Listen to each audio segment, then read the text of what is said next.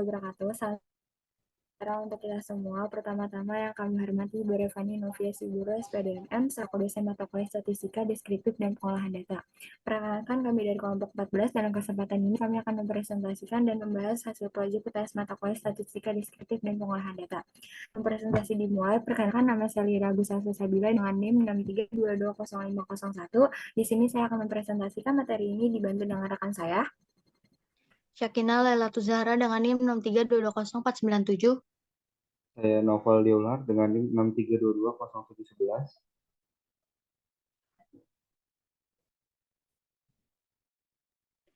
Di sini ada studi kasus 1. Data berikut adalah hasil ujian tengah semester statistika dari 100 orang mahasiswa. Di sini ada tabel-tabel nilainya.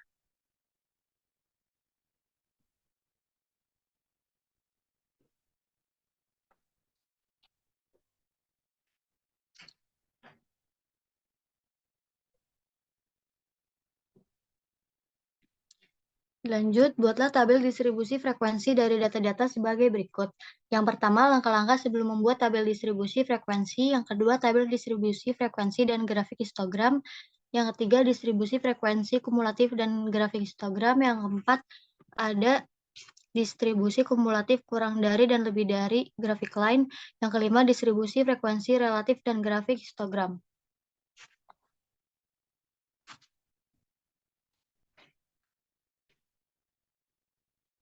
Di sini ada tabel nilainya dan keterangannya.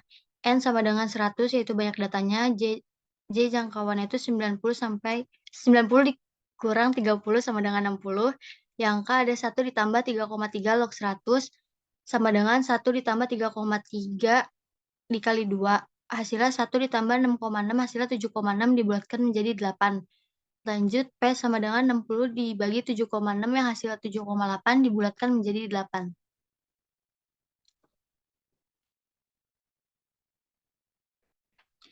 Di sini ada grafik histogram, di sini ada nilai dan frekuensinya.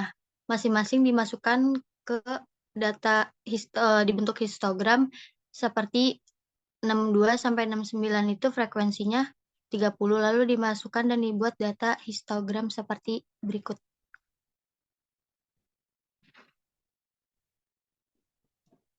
Di sini ada distribusi frekuensi kumulatif.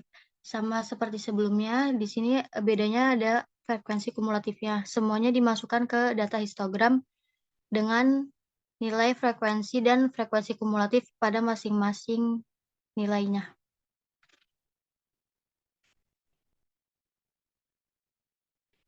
Di sini ada kurang dari dan lebih dari.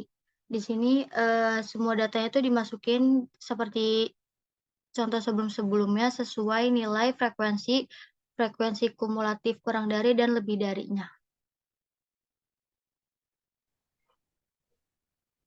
Berikut adalah distribusi frekuensi relatifnya.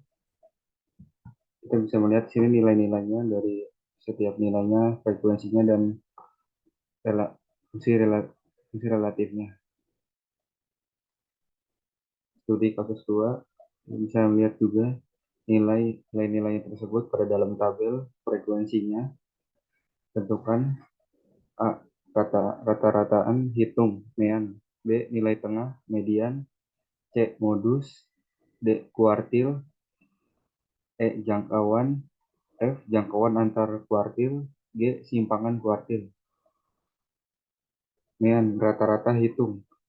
Rumus mean 1 dalam kurung X1 tambah X2 sama dengan titik Xn dalam kurung dibagi N sama dengan 1 dalam kurung 4 dikali 6 ditambah 5 kali 10 ditambah 6 kali 4 ditambah 7 kali 12 ditambah 8 kali 8 dibagi 40 sama dengan 1 dalam kurung 24 ditambah 50 ditambah 24 ditambah 84 ditambah 64 dibagi 40 sama dengan 1 dalam kurung 246 dibagi 40. 246 dibagi 40 yaitu 6,15. Median nilai tengah. Rumus median. Jumlah data dibagi 2 sama dengan 40 dibagi 2 hasilnya sama dengan 20. Data ke 20, ke minus 20, dan ke minus 21. X 20 sama dengan 6, X 21 sama dengan 7. Sama dengan 6 ditambah 7 dibagi 2, sama dengan 6,5. Modus, nilai yang sering muncul. Kita juga bisa melihat nilai yang paling sering muncul di sini adalah 7, karena frekuensinya yang paling tinggi. Kuartil. Letak kuartil Q1 yang nilai ke I dalam kurung N plus 1 dibagi 4.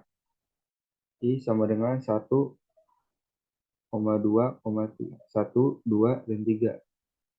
I1 sama dengan 1 dalam kurung 40 per 1 dibagi 4. Sama dengan 10,25. I2 sama dengan 2 dalam kurung 40 tambah 1 sama dengan 4, hasilnya 20,5.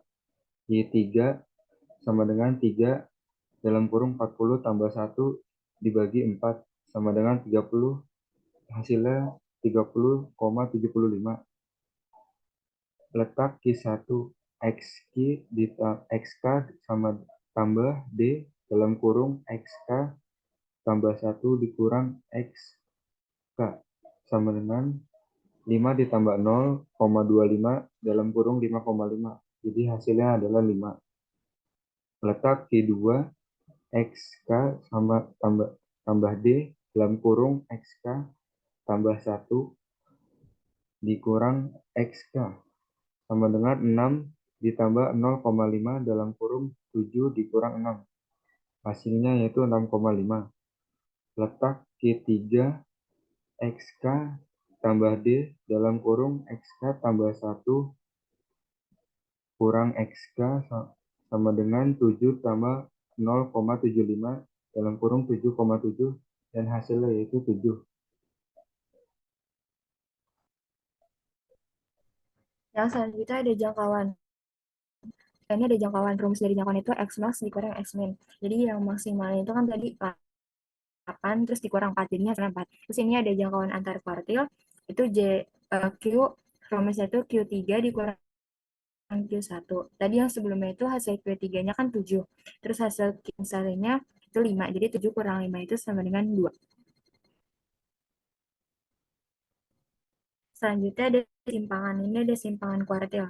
Q3 dikurang Q1 dibagi 2. Dilihat dari tadi yang hasil Q1 sampai Q3, jadi 7 kurang 5 dibagi 2, hasilnya 2. Hasilnya 2 per 2 sama dengan 1. Selanjutnya ada status 3. Tentukan keruncian kurva dari data 2, 3, 6, 8, 11, dan X-nya itu sama dengan 6, dan S-nya sama dengan 3,67.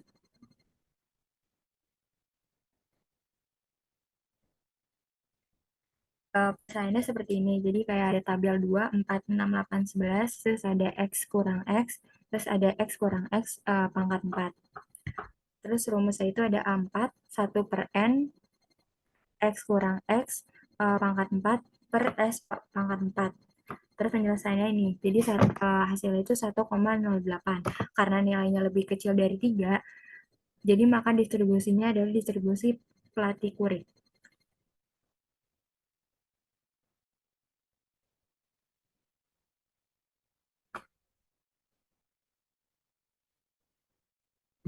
Jadi kesimpulan dari presentasi kami hari ini, statistika adalah ilmu yang mempelajari bagaimana merencanakan, mengumpulkan, menganalisis, menginterpretasi, dan mempresentasikan data. Singkatnya, statistika adalah ilmu yang berkenaan dengan data.